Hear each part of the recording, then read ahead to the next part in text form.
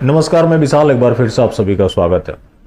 जिस तरह से नुपुर शर्मा और नवीन कुमार जिंदल को निशाना बनाया जा रहा है, जिसमें ज़्यादा चर्चा में नुपुर शर्मा है, चूंकि इनका वीडियो वायरल हुआ था। रही बात नवीन कुमार जिंदल की, तो उन्होंने एग्जैक्टली क्या ट्वीट किया था वो मैं भी नहीं जानता, लेकिन उन्हें भी निशाना बनाया जा रहा। रही बात नुपुर शर्मा की, तो नुपुर शर्मा के खिलाफ बच्चा हो, बूढ़ा हो, नौजवान हो, महिलाएं हो, हर कोई अपने अपने तरीके से विरोध प्रदर्शन कर रहा है। और इस तरह से वो ट्रीट कर रहा है कि अगर उसे मौका मिल जाए तो नुपुर शर्मा की हत्या कर दे। कई आपने इंस्टा पोस्ट देखे होंगे जहां पे खुलेआम धमकी दी जा रही है। कई वीडियो सामने आ गए, कुछ तो मैं टेलीग्राम में डाल दूंगा, बाकी आपने इंस्टा पे देखी होगी। हद तो तब हो गई जब 5 साल 6 साल के छोटे छोटे बच्चे इनके पोस्टर के ऊपर सुसु कर रहे थे, तो वो 5 साल 6 साल के बच्चे, उनके दिमाग में भरा क्या जा रहा है। जब यह मामला सामने आया तो लोगों ने ब्रिगेडियर रुद्र प्रताप सिंह और यति नरसिंहानंद गिरी को याद किया। 6 साल की बच्ची बच्चे नहीं है, टाइम बॉम्ब है साले, आतंकवादी के पिल्ले हैं। बच्चा जो आया था, बच्चा नहीं था वो, ऐसे ही लोगों ने यहाँ डॉक्टर वीएस तोमर को मारा है। नाबालिग लोगों ने, नाबालिग लोग हत्या करते हैं यहाँ पे। बच्चा बच्चा मत करिए यहाँ पे। आपको याद होगा वो आसिफ जो डासना देवी मंदिर में जाकर शिवलिंग के ऊपर टॉयलेट कर रहा था, जिसको लेकर इन लोगों ने प्रोपेगेंडा चलाया कि वो तो पानी पीने जा रहा था, जबकि गेट के पास नल लगा हुआ था। वहां नहीं गया, वो मंदिर की तरफ गया। तो यति नरसिंहानंद गिरी महाराज जी ने जो कहा था कि छोटे छोटे बच्चों को ट्रेंड किया जा रहा है, तो ये देखकर तो आप भी कह सकते हैं कि बिना ट्रेनिंग के 5 साल 6 साल का बच्चा इस तरह का काम नहीं कर सकता। वरना 5 साल 6 साल के बच्चे को यह भी नहीं पता होता कि कहां क्या हो रहा है। अब बात है इस समस्या के समाधान का। तो भारत का जो कानून है वो आईपीसी 1861 का है, जो कि अंग्रेजों ने बनाया था। कांग्रेस पार्टी को भी अंग्रेजों ने बनाया था, तो कांग्रेस ने वही किया जो अंग्रेजों ने किया, उन्हीं की विरासत को इन्हें आगे बढ़ाना था। लेकिन जब नरेंद्र दामोदर दास जी आए तो उन्होंने उनकी विरासत को इतनी तेजी से आगे बढ़ा दिया कि मामला पूरी तरह से कंट्रोल से बाहर चला गया। इन्हीं की पार्टी के नेता हैं अश्वनी उपाध्याय। लगातार वो याचिका डाल रहे होते हैं, सिर्फ किस चीज के लिए? सुधार के लिए।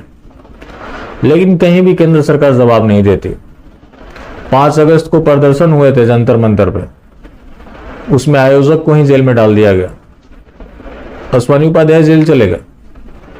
जिसने नारा लगाया था उसके साथ क्या हुआ किसी को नहीं पता।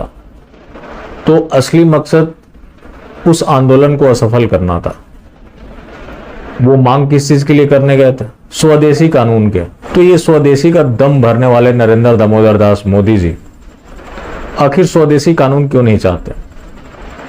प्रयागराज में जो हिंसा हुई है वहां भी उन्होंने छोटे छोटे बच्चों को आगे कर दिया। शाहीन बाग में आपने देखा महिलाओं को आगे कर रखा था।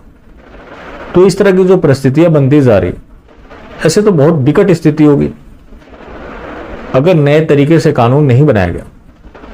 तो ऐसे लोगों पर कभी कोई कार्रवाई होगी नहीं, और इस तरह से ये लोग उम्र के आड़ में बर्दाश्त करते रहेंगे, फ्री घूमते रहेंगे। अगर कहीं रिएक्शन होता है तो पूरे विश्व में छाती पीटा जाएगा कि देखो जी, छोटे छोटे बच्चों को भी नहीं बख्शा, महिलाओं को भी नहीं बख्शा। तो उसको रोकने की जिम्मेवारी किसकी थी? मैं नहीं कहता कि पूरी तरह से कंट्रोल हो गया होता, आपने कहीं से शुरुआत भी तो की होती। अभी जो मास्टर स्ट्रोकवादी है 70 साल गिनाते हैं, क्योंकि इनके साहब ने बोल दिया सो बोल दिया। वो जो बोल दिया वो पत्थर का लकीर है, सिंपल कैलकुलेशन भी नहीं कर सकते। चलिए उन्हीं के अनुसार मान लिए 70 साल। वैसे 55 साल के करीब कांग्रेस ने शासन किया था। अब बात जिस 70 साल की है, आप भी 8 साल से, 8 साल में आपने ऐसा कौन सा काम किया? सिर्फ लोगों को कोसने के अलावा कहीं शुरुआत भी तो की होती।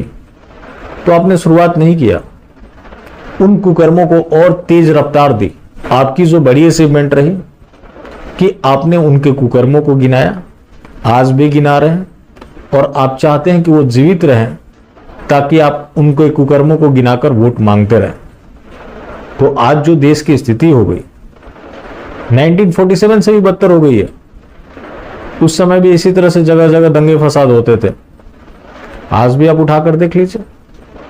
और यहां बच्चों और महिलाओं को ढाल बनाया जा रहा है।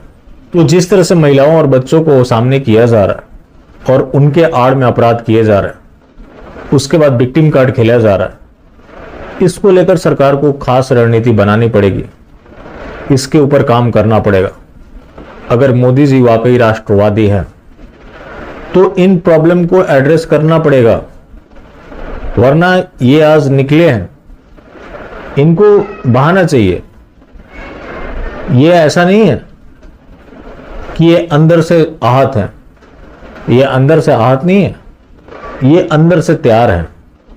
जिनको किसी ना किसी बहाने की जरूरत है, कोई बहाना मिलेगा, ये सड़कों पर निकल आएंगे। तो सरकार को ठोस रणनीति बनाकर काम करनी ही पड़ेगी, जो कि नरेंद्र दामोदर दास जी ने ऐसी गतिविधि को बढ़ावा देने के अलावा और कुछ काम नहीं किया है। सिंपल सी बात है कि जितने पत्थरबाज हैं, जितने इस तरह की गतिविधि कर रहे हैं, एक भी आप उठाकर ला दीजिए जिसे प्रधानमंत्री का तुष्टीकरण का फायदा ना मिला हो। अगर आप गलत लोगों को पैसा देंगे तो वो उस पैसे का इस्तेमाल गलत काम में लगाएगा। तो नरेंद्र दामोदर दास जी को अब नए सिरे से सोचने की जरूरत है, अगर ये देश हित में कुछ करना चाहते हैं तो। वरना टाइम पास तो ये कर ही रहे, और इनकी मास्टर स्ट्रोक मंडली तो कर ही रही है, जिनके लिए तस्वीरें काफी है। बाकी जिंदा रहें तो फिर मिलेंगे, और मिलते रहेंगे तो जिंदा रहेंगे। मिलना जुलना जारी रखें, लेकिन हाँ, मास्टर स्ट्रोक वादी बिल्कुल भी ना हो।